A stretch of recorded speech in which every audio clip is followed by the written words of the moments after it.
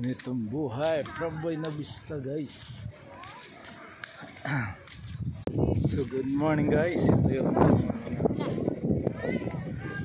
buhay sa isla.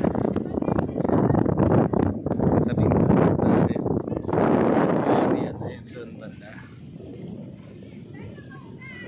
Malapit na dyan yung Boracay. Yung area na yan, yun yung kung nakikita nyo yung parang island. Sa banda doon lang banda yung Boracay. 2 hours lang galing dito sa amin.